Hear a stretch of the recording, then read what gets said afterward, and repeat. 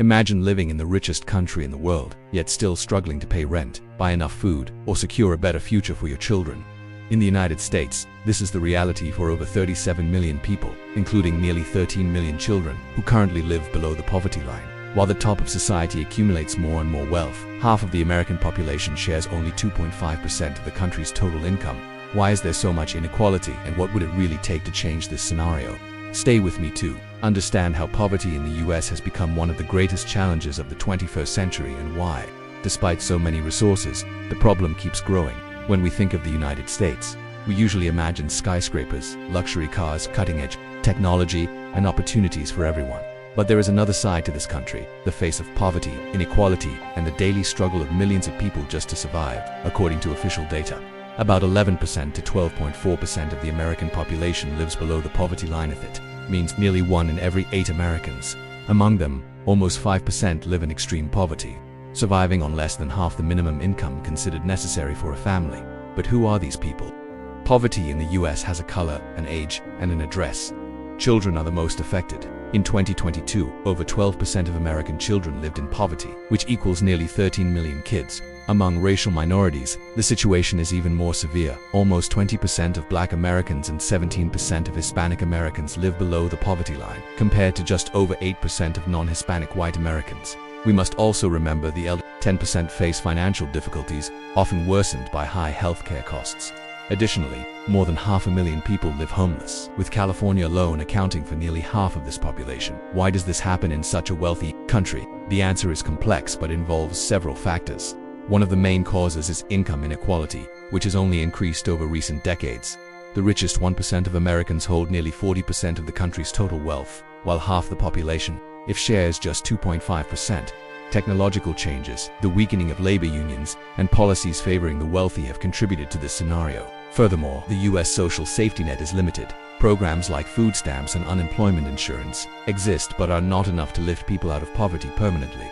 Another important factor is American culture, which often views poverty as a result of individual failure rather than a collective problem. This perspective makes it harder to support stronger public policies. Racial inequality and segregation also play a fundamental role. Minorities face historical and economic barriers that limit social mobility. To make matters worse, the cost of living, especially housing, has risen much faster than wages, pushing many families into poverty or even homelessness. During the pandemic, emergency programs such as direct cash aid and tax credits helped millions of people escape poverty. But with the end of these initiatives in 2022, poverty quickly rose again, especially among children. Additionally, the criminalization of poverty is a serious problem. Homeless people are often treated like criminals, making social reintegration even harder and perpetuating the cycle of poverty. Lack of access to mental health care and treatment for substance abuse also contributes to the growing homeless population. The American justice system often financially penalizes the poorest, with fines and fees that can ruin lives already in hardship. For those trying to escape poverty, the barriers are enormous: low wages, precarious jobs, lack of access to quality education, and skyrocketing housing costs. So, what would it take to effectively combat poverty in the United States? Experts point to several fundamental measures. The first is expanding the social safety net.